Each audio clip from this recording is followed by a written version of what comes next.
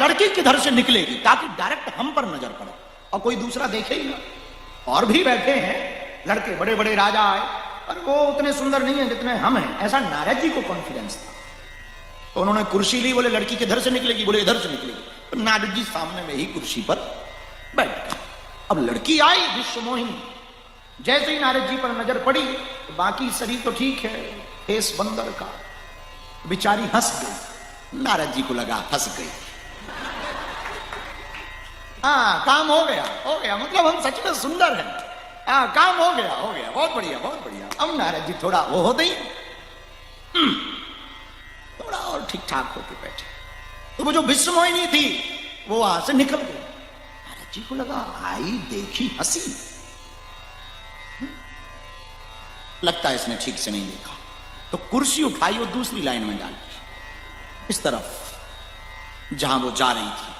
तो उसने वो लाइन ही चेंज कर दी इनके चक्कर में, वो गई नहीं दूसरी लाइन में। नारद जी बड़े परेशान। शंकर जी के गण तो आए थे, शंकर जी ने भेज रखा कि पता करो नारद जी कहां कहां जा रहे, क्या हाल है।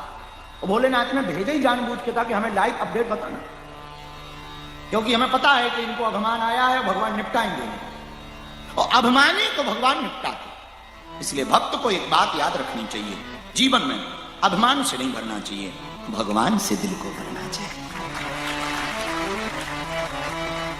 तो भगवान शंकर के दो गण बीच में बैठे थे, एक तरफ बीच में नारद जी अपनी चेयर डाले, लड़की को देखे तो लड़की लाइन ही चेंज कर लो। हर बार नारद जी उठे, हर बार जाए, हर बार वो लड़की ने उनकी तरफ दोबारा देखा ही नहीं।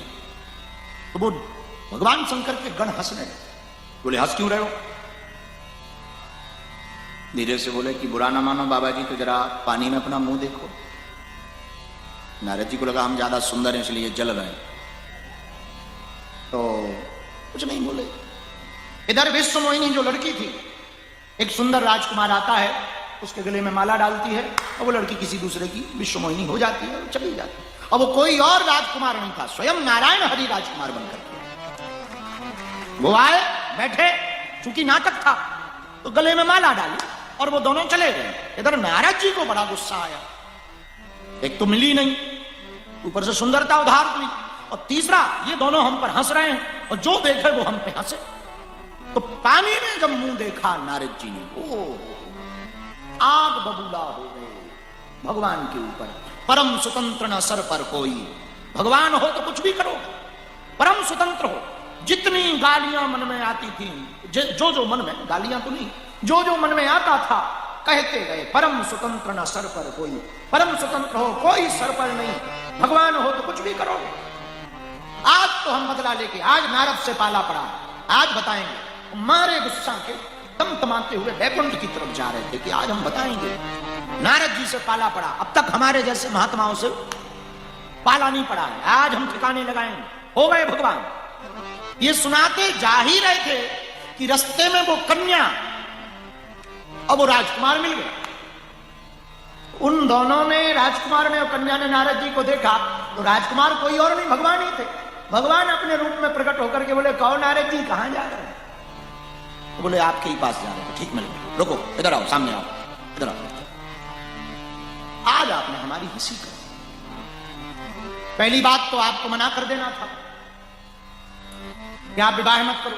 दूसरी बात, सुंदरता उधार नहीं दे, मांगी थी, ना देते, आपने बंदर बना दिया, बानर बना दिया। जाओ, हम भी श्राप दे रहे हैं, आपने हमारा बानर बना करके हमारा उपहास कराया है। करी है की सहाय तुम्हारी, जब आप त्रेता युग में राम अवतार लेकर के आओगे तब यही बंदर तुम्हारी मदद करेंगे, तब तुम शत्रु का हनन कर पाओगे। करी है की सहाय तुम्हारी, आपने हमारी आज उपहास उड़ाया, हम तुमको श्राप देते हैं। ये बानर ही और नारी के वियोग के कारण हमको रोना पड़ा, हम श्राप देते हैं, तुम्हें भी अपनी नारी के वियोग में रोना श्राप दे। जैसे ये श्राप दिया तो भगवान ने हाथ जोड़कर सिर पर रख ली श्राप को, और भगवान ने उस कन्या की तरफ देखा, वो विश्वमोहिनी कन्या तुरंत लक्ष्मी बनकर के प्रकट हो। नारद जी ने जब उस कन्या को विश्वमोहिनी देखा तो बोले हम तो इसको उस राजा की लड़की समझ रहे थे, ये तो माता। अरे माता आप? तो भगवान हंस के बोले, नारद जी आपके अंदर ये जो गृहस्थ में जाने का भाव था ना, उसको हमें मिटाना था। जो काम के कारण अहंकार आ गया था उसको हमको मिटाना था, इसलिए हमने ये नाटक किया। ना वो कोई राजा है, ना ये कोई विश्व मोहिनी कन्या, ये हम श्री लक्ष्मी जी हैं, श्री हैं। नारद जी की आंखों में आंसू आ गए, प्रभु हमसे तो बड़ा अपराध हो गया, आप तो हमारा भला चाहते थे और हमसे अपराध हो गया कि हमने आपको श्राप दे दिया, अब कैसे मिथ्या हो। भगवान बोले अब मिथ्या तो नहीं हो सकता, कोई बात नहीं, आपने श्राप दिया तो त्रेता युग में हम ऐसी ही लीला करेंगे। नारद जी ने कहा भगवान